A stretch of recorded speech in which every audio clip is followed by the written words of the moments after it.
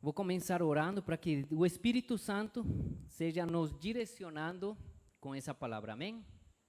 Senhor amado, muito obrigado por essa noite.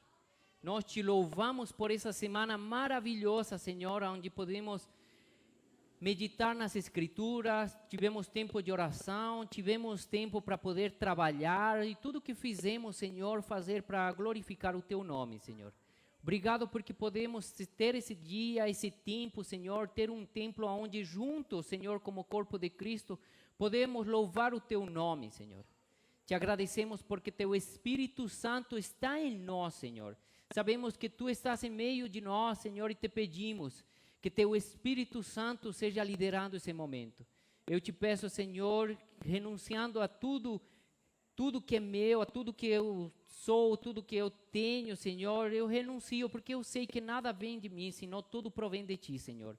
Eu te entrego todo, te entrego esse momento, Senhor, para que seja Teu Espírito Santo, Senhor, falando através da minha boca, que Teu Espírito Santo seja falando a cada coração das pessoas que estão nesse lugar, Senhor, em nome de Teu Filho Jesus Cristo. Amém. Amém. Vocês já ouviram aquela palavra que diz que a misericórdia do Senhor se renova cada dia? Amém? E de fato, as misericórdias do Senhor se renova cada dia. Pelas misericórdias do Senhor que nós podemos estar aqui nesse lugar. Que seria de nossa vida sem a misericórdia do Senhor?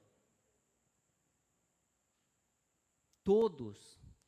Se você tem uma vida íntima com o Senhor, recebeu misericórdia. Agora, se você não tem uma vida íntima com o Senhor, também recebeu misericórdia. Agora eu pergunto, recebemos da graça do Senhor? A graça do Senhor, não todos que receberam. E vamos ver uma passagem, e eu vou convidar para vocês a abrirem comigo o Evangelho segundo Lucas. Evangelho segundo Lucas, capítulo 15.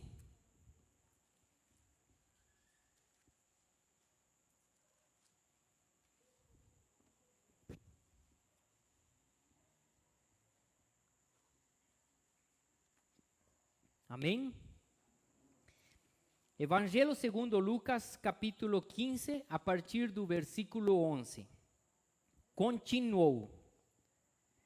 Certo homem tinha 2 filhos. O mais moço deles disse ao pai: Pai, dá-me a parte dos bens que me cabe. E ele lhes repartiu os haveres.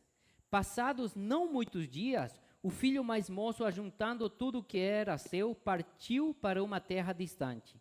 E lá dissipou todos os seus bens, vivendo dissolutamente. Depois de ter consumido tudo, sobreveio àquele país uma grande fome, e ele começou a passar necessidade. Então, ele foi e se agregou a um dos cidadãos daquela terra, e este o mandou para os seus campos a guardar porcos. Ali, desejava ele fartar-se das alfarrobas que os porcos comiam, mas ninguém lhe dava nada. Então, caindo em si, disse: Quantos trabalhadores de meu pai têm pão com fartura, e eu aqui morro de fome? Levantar-me-ei e irei ter com meu pai, e lhe direi: Pai, pequei contra o céu e diante de ti, já não sou digno de ser chamado teu filho. Trata-me como um dos teus trabalhadores.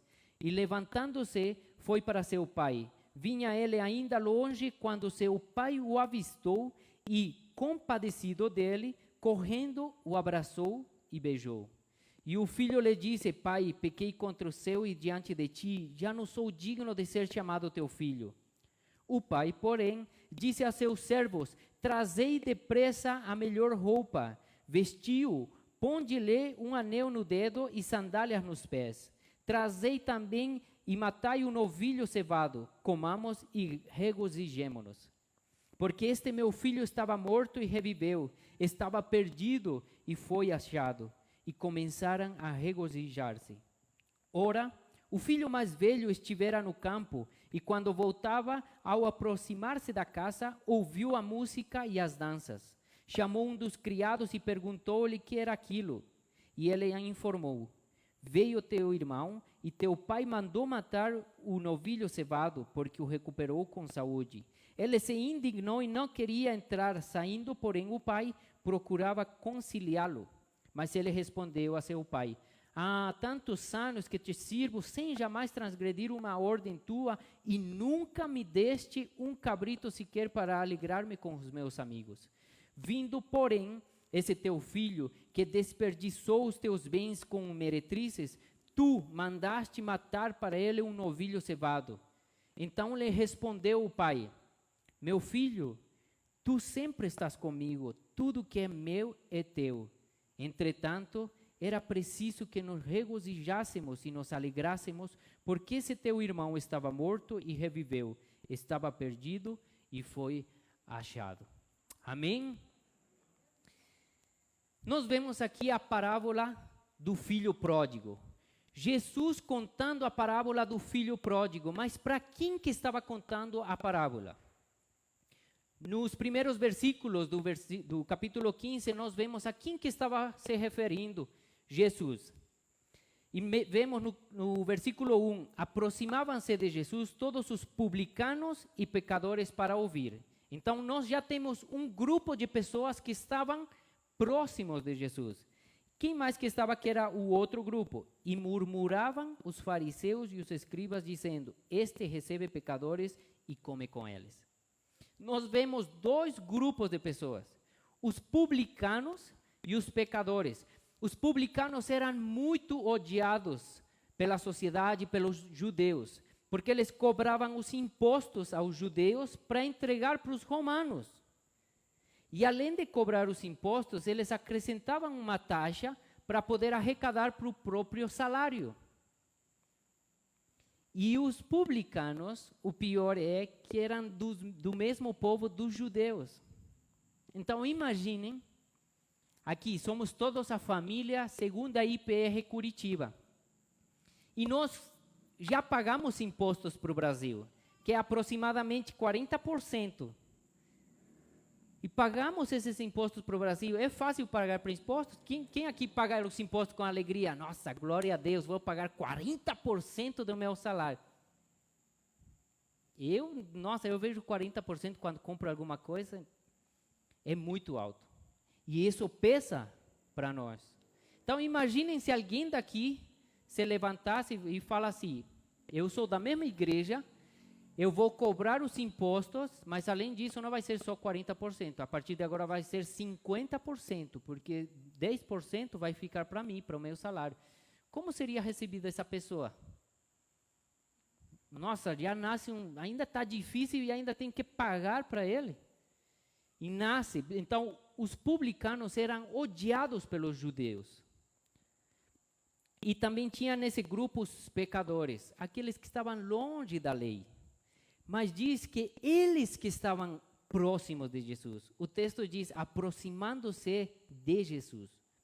Então, esse grupo odiado pela sociedade, esse grupo de pecadores estava junto com Jesus, dentro de casa. Então, vamos nos imaginar todos os publicanos, os pecadores junto com Jesus.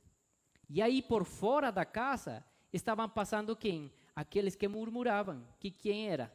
Os fariseus, os escribas, aqueles judeus que conheciam das escrituras, conheciam da lei, e eles tinham zelo com a lei, de seguir toda a lei, ao pé da letra.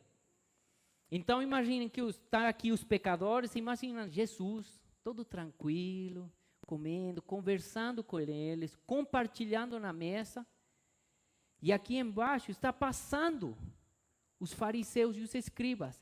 E quando eles estão passando, o que diz o texto? Que começaram a murmurar quando viam Jesus.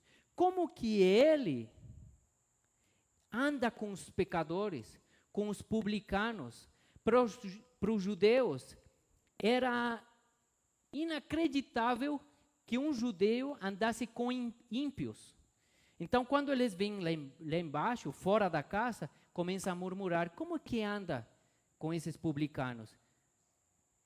E o que faz Jesus? Vendo isso, ele sai e conta 3 parábolas, que é aquele que está escrito no capítulo 15. A primeira parábola é a parábola da ovelha perdida. Eu não vou trazer toda a história da ovelha perdida, mas vocês já conhecem que uma das ovelhas, o pastor tinha 100 ovelhas, e uma das ovelhas se perdeu.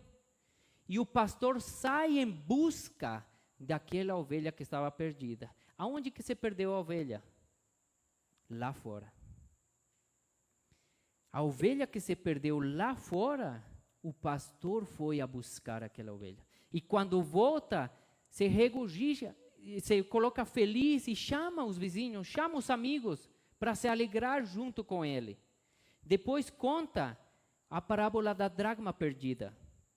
E conta que uma mulher tinha 10 dracmas e uma se perdeu. Aonde que tinha se perdido? Dentro de casa. Mas encontra a dracma perdida e chama as vizinhas e se alegram com ela por ter encontrado a dracma perdida. E Jesus o que está falando? Inconscientemente fala, existe alguns que estão perdidos lá fora, mas também tem outros que estão aqui dentro, mas mesmo estando aqui dentro, estão perdidos. E aí vai para a terceira parábola, que é aquela que nós lemos agora, a do filho pródigo. Então Jesus começa e conta para eles. Certo homem tinha 2 filhos. O mais moço deles disse ao pai, pai, dá-me a parte que me cabe. Por que o filho pediu para o pai, dá-me a parte que cabe? Será que algo correspondia ao filho? Algo cabe para o filho? Não cabe nada, porque tudo é do pai.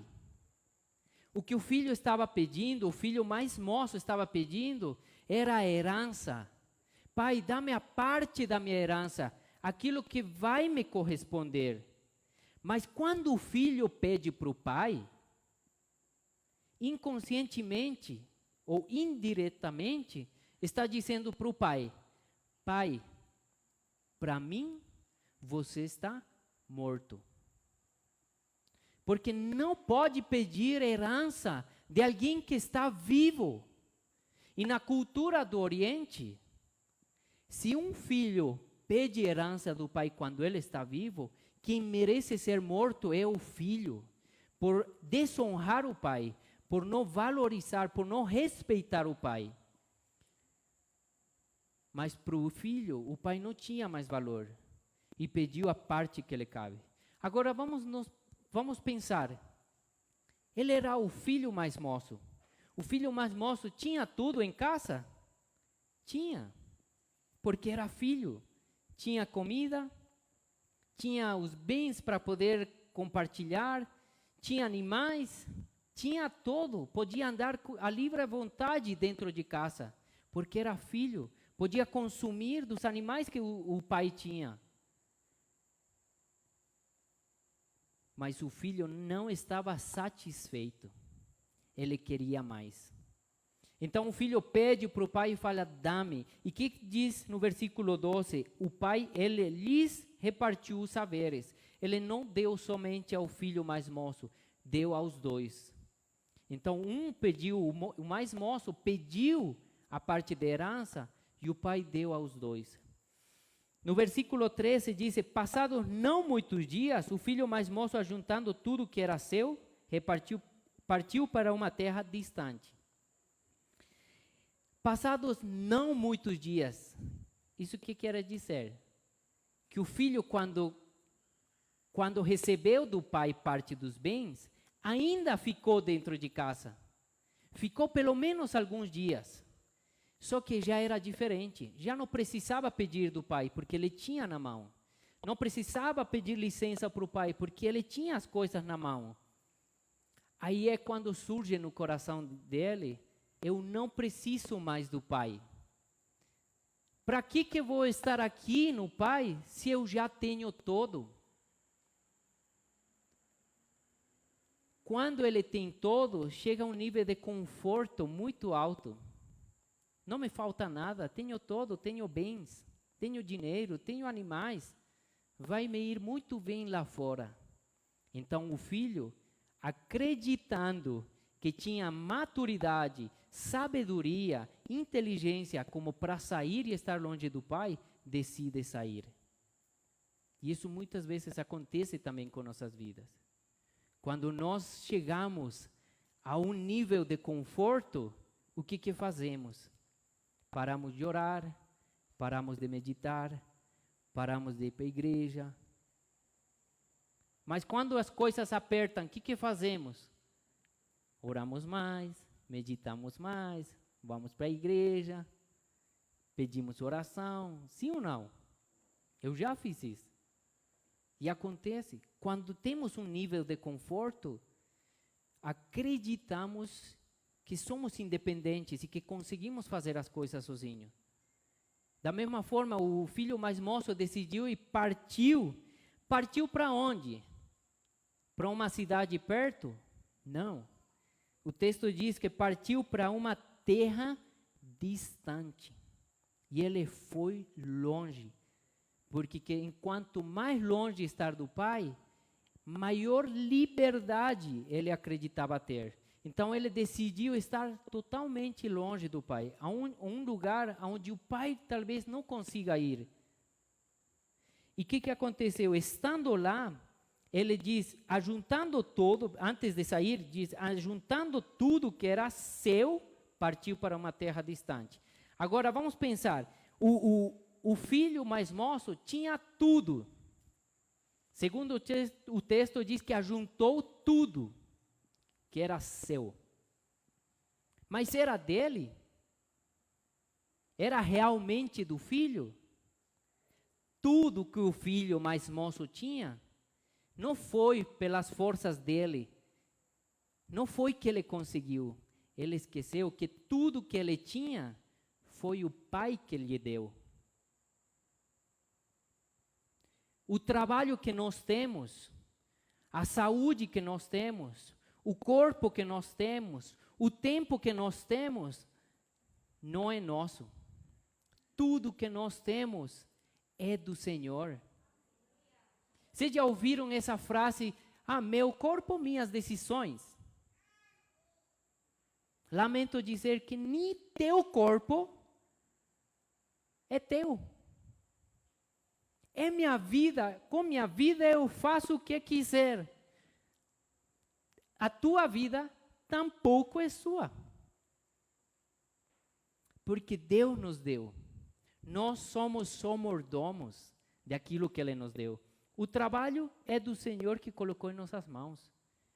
As nossas finanças é do Senhor que colocou em nossas mãos. A nossa vida é do Senhor que nos deu. O nosso tempo é do Senhor que nos deu.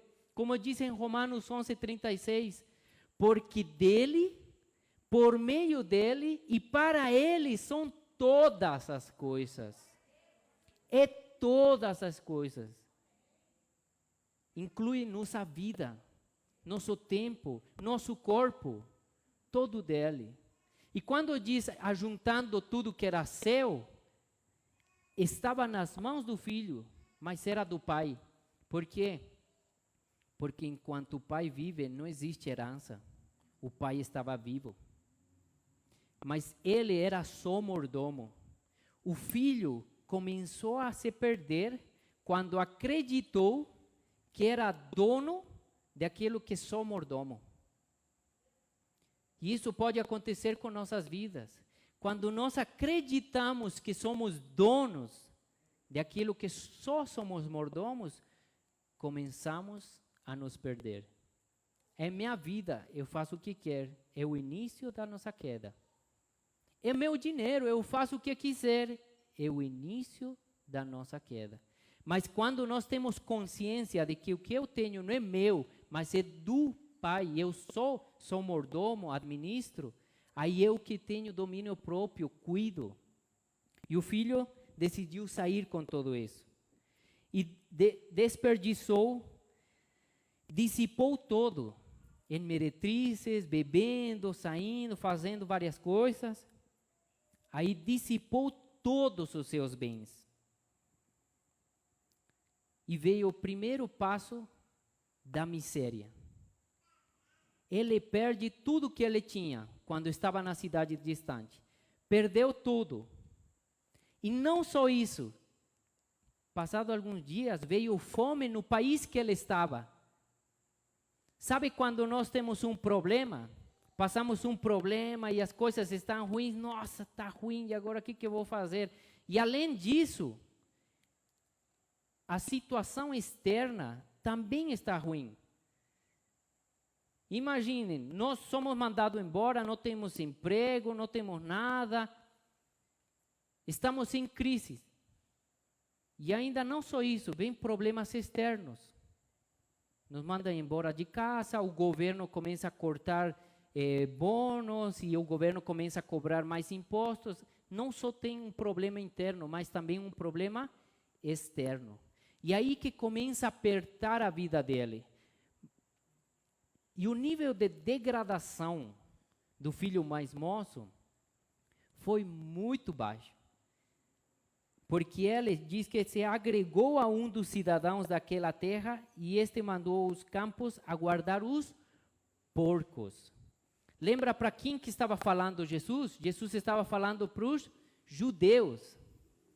E os judeus nem trabalham com porcos, eles não criam porcos, porque sabem que é um animal impuro, imundo. Então, para o judeu é impossível se aproximar a um porco. E quando eles escutam, o filho mais moço foi e se agregou para trabalhar com os porcos, o nível de degradação dele foi a máxima. O filho perdeu tudo, mas não só perdeu os bens, que é algo que pode se recuperar.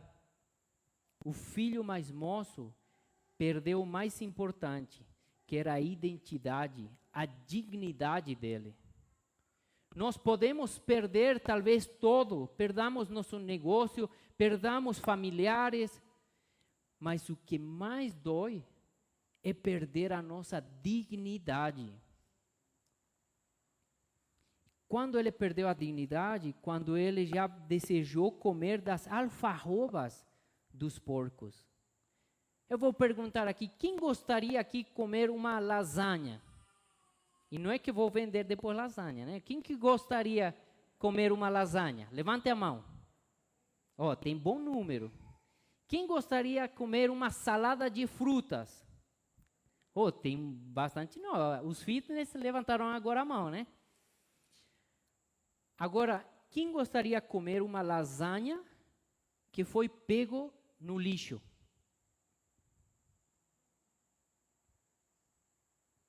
Quem comeria uma salada de frutas que você viu no meio do lixo, na lixeira, e você viu? Quem comeria? Por quê? Porque você diz, eu não sou digno de comer isso. Eu não posso comer isso, porque eu cuido minha saúde. E você sabe que é filho, você sabe que é filha, e que você pode comer algo bem. Mas o nível de degradação do filho foi que já não tinha mais esperança. Para ele não era ninguém. E por isso que decidiu se alimentar das alfarrobas dos porcos. E isso que era o mais triste. Agora, por que o filho chegou a tal nível de miséria? Porque ele perdeu? Porque ele pecou? Não. Porque ele estava longe do pai. A miséria não vem por causa do pecado do filho. Vem porque o filho estava longe do pai. Porque, vou explicar por quê. O filho pecou quando estava em casa? Sim. Ele já tinha pecado quando ele desonrou o pai. Tanto assim que mais na frente ele fala, pai, pequei contra o céu e diante de ti. Ele já pecou quando estava na casa, mas ele não alcançou miséria, porque estava na casa do pai. Quando ele decidiu se afastar e ir para uma terra distante, ele pecou? Sim, mas alcançou miséria, não por causa só do pecado, era porque estava longe do pai. Quando miséria chega às nossas vidas, não só é por causa do nosso pecado, é por causa de que estamos longe do Pai. Quando vejamos em nossa vida que estamos em situação de miséria, em alguma crise, pode ser que estamos longe do Pai. Porque pecado sempre vamos ter. O filho teve pecado, cometeu pecado dentro de casa como fora de casa. A diferença foi que ele estava perto do Pai. Só quando estava longe que alcançou miséria.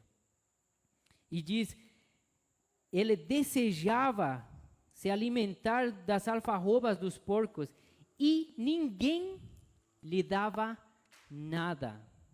Sabe o desejo de ter fome, de querer saciar essa fome? E o desejo vem do coração.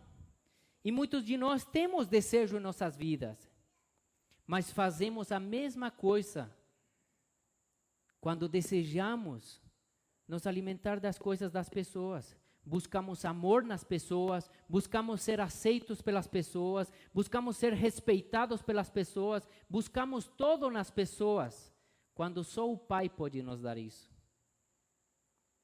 O filho estava buscando das alfarrobas, comer das alfarrobas, quando o pai estava esperando de braços abertos. E muitas vezes nós buscamos nos alimentar das alfarrobas no meio da sociedade, quando temos tudo no Pai. Mas ninguém lhe dava nada. E por quê? Aonde que estava? Eu me perguntava quando meditava nessa parte. Aonde que estavam os amigos? Aonde que estavam as meretrizes? Aonde que estavam aquelas pessoas com quem ele gastou todos os bens? Porque no momento de felicidade, de poder desfrutar todas as festas, de estar com os amigos, todos estão aí gastando com ele.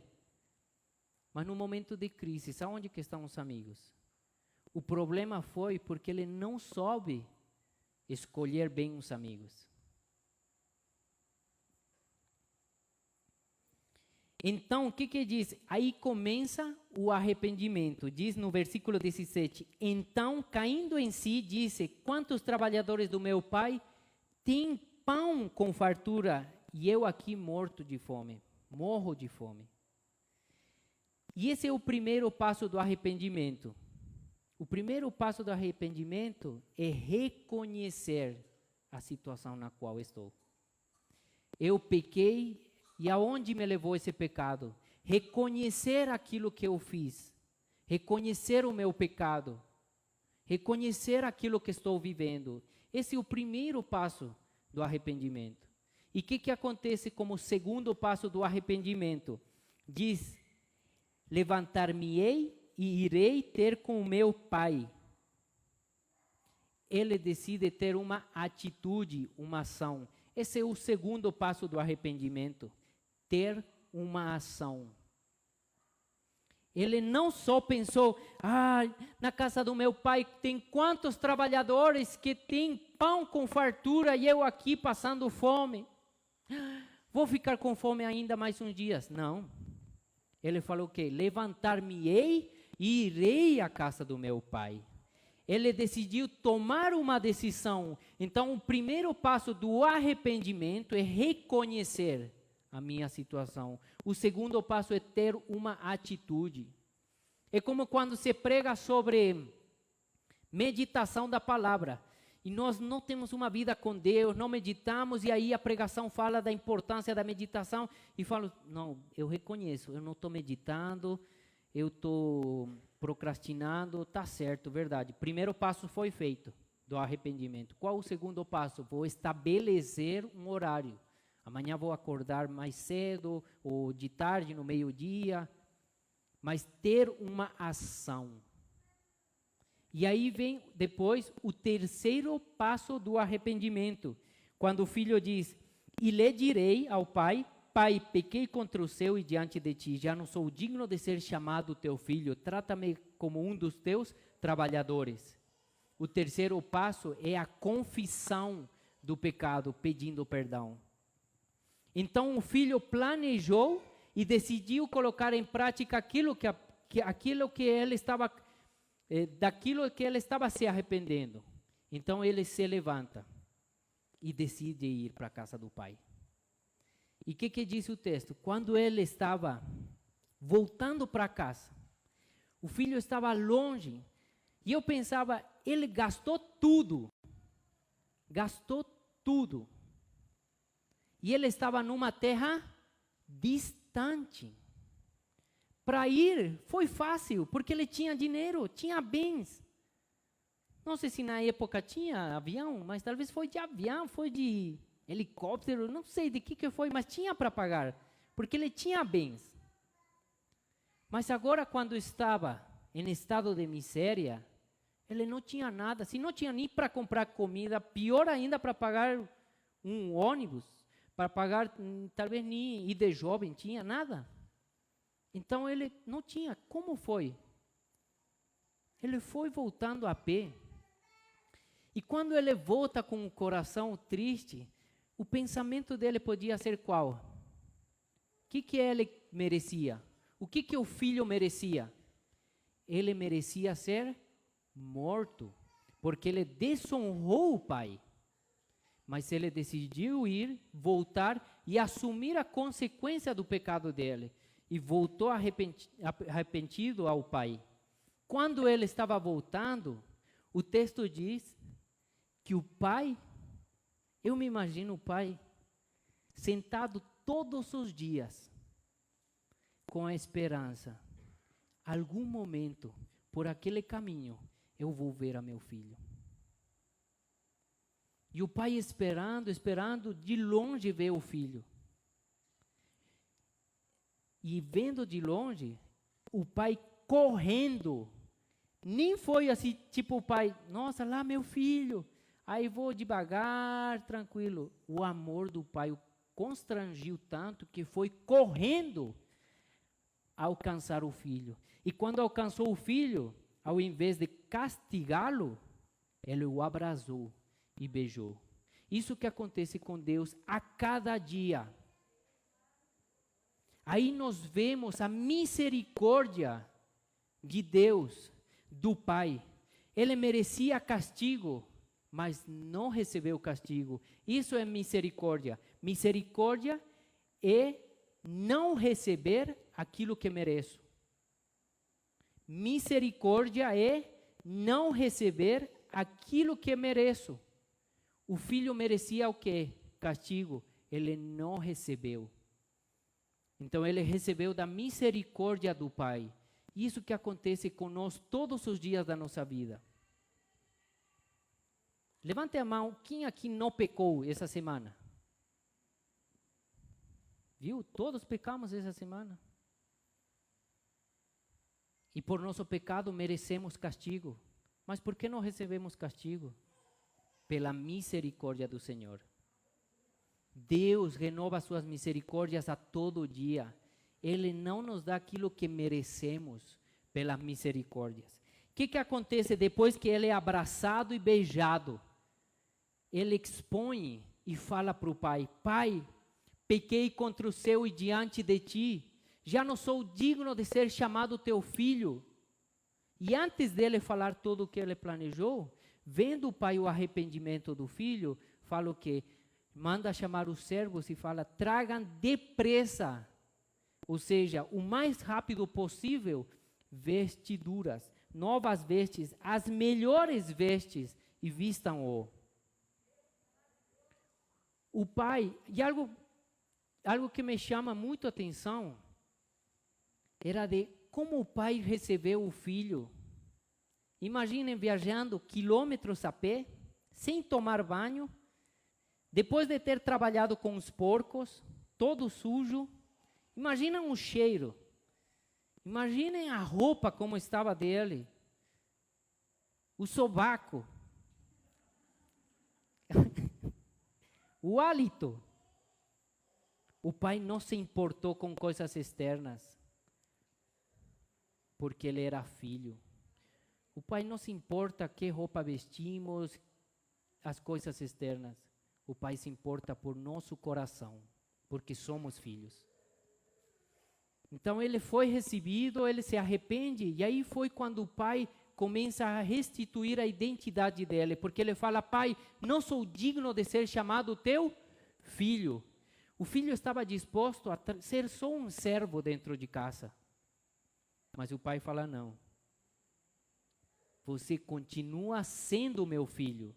Quando ele fala: trazei depressa a melhor roupa, vestiu, o que o pai estava restaurando nele era a dignidade.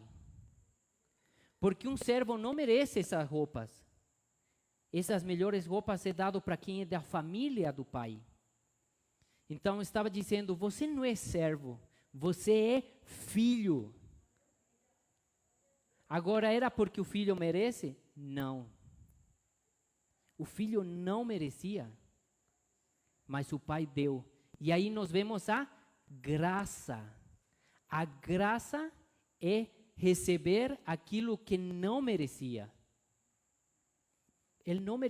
O filho não merecia a roupa, mas o pai deu a roupa.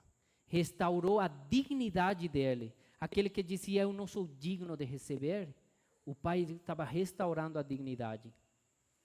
Quando fala: põe-lhe um anel no dedo, o anel representava que ele podia administrar as coisas do pai. Então o pai estava restaurando a integridade dele. Agora, novamente, coloco as coisas nas tuas mãos para você agir de forma íntegra. E quando fala: põe-lhe sandálias, era porque os escravos andavam sem sandálias. Então, quando alguém via alguém sem sandálias, sabia que tinha limites, que não podia entrar em alguns lugares. Mas quem é parte da família do pai pode andar por qualquer lugar da casa. Então, colocando sandálias nele, estava devolvendo, estava restaurando no filho a liberdade. Você é livre para andar dentro de casa. O escravo tem limites. O filho é livre. E assim é que o pai restaurou a identidade. A identidade do ser está formado por esses três valores: dignidade, integridade e liberdade. Por causa do pecado, tudo isso foi quebrado lá na queda em Adão e Eva. E por isso que lutamos com isso. Não nos achamos dignos, não agimos com integridade, ou estamos escravizados por pecado, por causa dos pecados que veio desde Adão e Eva. Mas em Cristo é restaurado esses três valores, que restauram totalmente a nossa identidade. E assim é restaurado e fala: mandem trazer e matar um novilho cevado, comamos e regozijemo-nos, porque este meu filho estava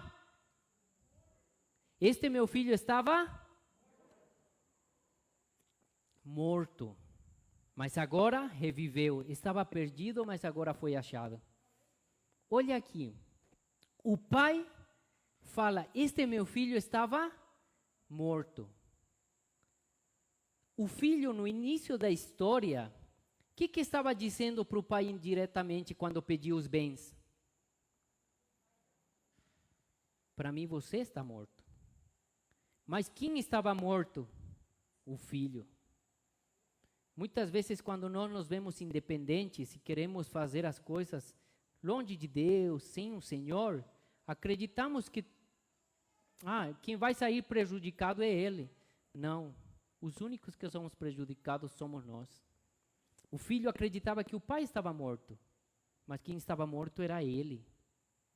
Mas o pai o reviveu, restaurou a identidade dele, e agora ele estava dentro de casa, e se regozijaram e fizeram festa e estavam aí dançando. Então imagine um barulho, comendo aí, na época seria um churrasco, né? Um bom churrasco, com festa, tudo, e o volume alto, porque o texto diz que ainda tem danças.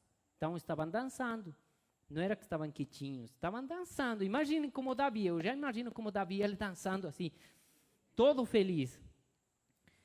E aí vem a história do irmão mais velho. O irmão mais velho veio do campo. Isso significa que ele estava trabalhando. E estando trabalhando, voltou e viu de longe, né? um barulho, luzes e a fogueira aí saindo. E fala assim, o que está acontecendo? E chama quem? Chama um criado. E pergunta, o que é aquilo? E o criado fala o quê? Vocês vão ver, eu estava vendo. Quando foi inventado os fake news? Desde quando que existem os fake news? Vocês sabem? Agora, na pandemia, que começamos a ouvir sobre fake news, né? Já tinha fake news aqui nos tempos de Cristo, olha. O que disse o criado? Chamou, no versículo 26, chamou um dos criados e perguntou-lhe que era aquilo. E ele informou, veio teu irmão e teu pai mandou matar um novilho cevado, porque o recuperou com saúde. Olha, tem toda uma história. O filho voltou arrependido, pediu perdão para o pai, falou, eu não sou digno. Foi reconciliado. Ele não contou toda essa história. O criado falou assim, teu irmão veio, teu pai matou o novilho. Tipo assim, chegou e fez festa para ele. Escutou a história na metade. E na metade já é falso. É fake news. E o que acontece quando escutamos as histórias pela metade? Versículo 28. E ele se indignou e não queria entrar. Sabe quando vamos escutar alguém, vemos a história de alguém em sucesso. E a gente, ao invés de ir na pessoa e conversar para saber como alcançou isso, vamos e comentamos com outra pessoa. Ai, irmão, irmã, você viu? Agora o perengano está nesse nível, comprou um novo carro, comprou nova casa, vem um sucesso do outro, e aí que vem as fake news. Nossa, deve estar roubando. Ah, claro, ele não entrega dízimo, por isso que está aí com dinheiro. E começa a contar histórias falsas. E isso gera o que em nós? Indignação, raiva, mas isso contamina o nosso coração. O filho mais velho começou a ser contaminado por ouvir a história na metade. Ele podia perguntar para o próprio pai, o que aconteceu? Até para o irmão. O que está acontecendo? E ele, talvez o irmão falava, meu brother, me perdoa, eu errei. Mas ele foi na fonte errada. Então tenha cuidado quando escuta a história de outras pessoas, porque isso pode estar contaminando o nosso coração. E isso levantou a ele a inveja, tanto assim que ele não quis entrar. E Gálatas ensina que quem tem inveja no coração, falando dos frutos da carne, não herda o reino de Deus. Então, quando nós invejamos o sucesso do próximo, sem saber os sacrifícios do processo, nós mesmos terminamos perdendo a bênção do Senhor. E ele diz, o pai novamente sai ao encontro do filho mais velho, e querendo reconciliá-lo, convidá-lo para dentro, e ele fala assim, o irmão indignado, ele respondeu a seu pai, há tantos anos que te sirvo sem jamais transgredir uma ordem tua, e nunca me deste um cabrito sequer, para alegrar-me com meus amigos.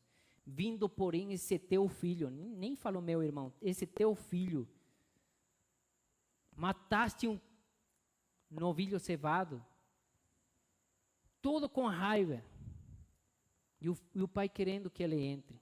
Agora eu pergunto, ele, por essa atitude, se achava merecedor. Eu te servi tantos anos, eu segui todas as tuas ordens, e nunca me deste. O filho mais velho estava dizendo, eu mereço tudo isso. E se ele recebe aquilo que merece, já não é graça. Porque graça é receber aquilo que não mereço. Alguém aqui merece salvação? Não, somos salvos por graça.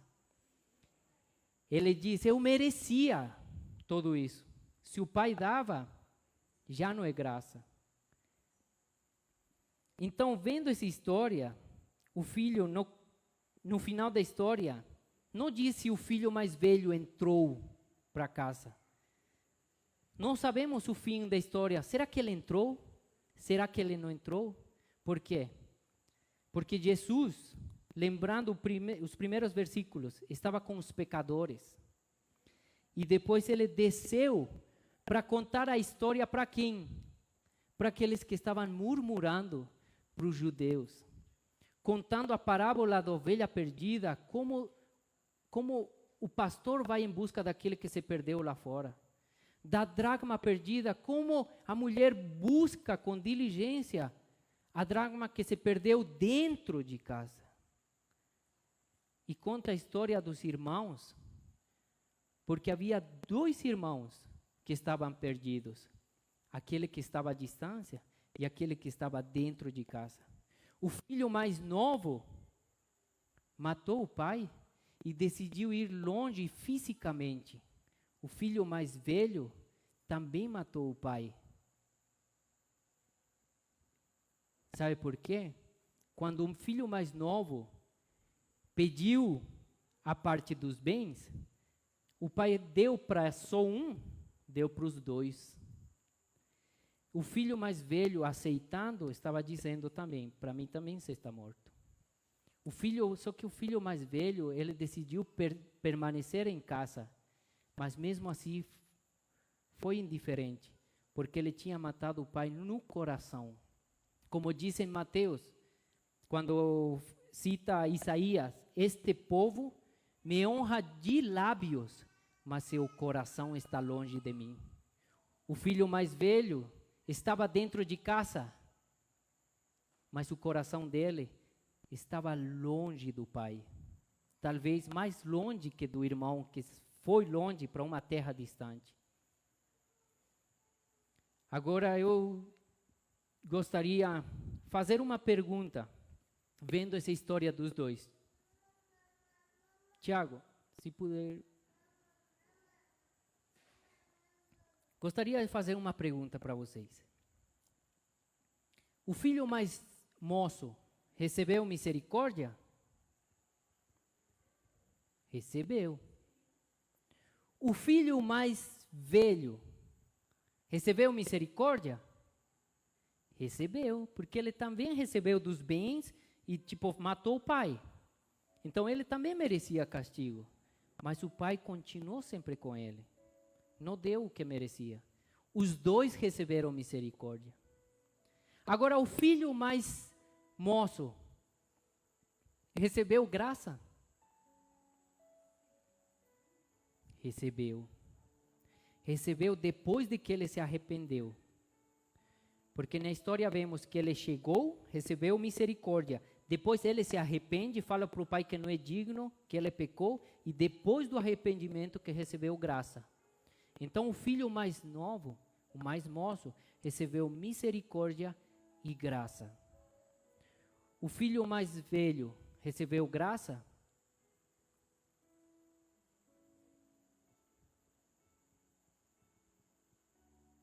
O filho mais velho, ele não recebe da graça.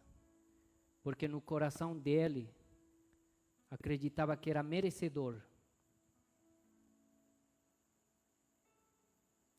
Quantas vezes nós, talvez, nos consideramos que somos merecedores? Nossa, trabalhei tanto por isso, merecia. Lutei tanto por essa família, merecia. Lutei tanto por um trabalho, merecia. Estudei tanto, mereço. Quando acreditamos que merecemos algo, já não é graça. Mas quando nós vemos o nosso pecado, quando nós vemos que não merecemos de nada, não merecemos estar nesse lugar, não merecemos ter o trabalho que temos, não merecemos estar com saúde, não merecemos a família que nós temos, mas mesmo assim Deus nos dá, e isso é graça. Eu te convido a ficar em pé. Abençoando, que a sua semana seja uma semana maravilhosa, uma semana de vitória na presença do Pai, bem pertinho do Pai, da presença dEle, do calor, do afago, do abraço, que Deus possa estar presente na sua vida em cada momento, em cada decisão dessa semana, amém? E eu quero agradecer a todos também que nos visitam, você seja bem-vindo, que Deus te abençoe grandemente. É uma alegria te receber aqui e temos a alegria de estar formamos um novo grupo hoje de novos membros e temos expectativa de formar novos grupos ainda este ano. Começamos com um grupo, também para quem vai se batizar. Se Deus quiser, no próximo mês nós teremos batismo aqui na igreja novamente e estaremos recebendo novos membros também. Amém? Os pais que encaminharam seus filhos lá para a Casa Azul, no Ministério Infantil, pode depois, assim do encerramento, ir até lá para buscar os filhos, porque as professoras não vão trazer aqui, eles também não vão vir sozinhos por conta de segurança. Se Deus quiser, logo estará liberada a nossa sala do Ministério Infantil, que será aqui do lado, e ficará um pouquinho mais fácil também a logística. Mas, enquanto isso, você pode ir até lá, se dirigir até a Casa Azul para buscar seus filhos. Que Deus abençoe a cada um, amém? Você que visitou pela primeira vez, se puder deixar o seu nome, você vai receber também uma lembrança da igreja e esperamos te ver novamente aqui. Estenda as suas mãos, meus amados e queridos irmãos e irmãs, que o grande amor do Eterno Pai, que a graça e a paz do nosso Senhor e Salvador Jesus Cristo, que as consolações e a comunhão do Espírito Santo de Deus estejam presentes na vida de cada um de vocês e todos digam amém. Amém. Deus abençoe a todos. Um grande abraço, uma semana abençoada.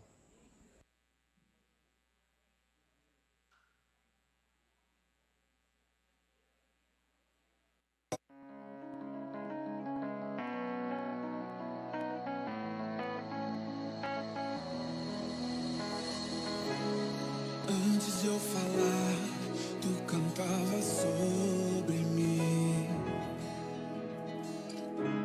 Tu tens sido tão bom pra mim. Antes de eu respirar, sopraste tua vida em mim.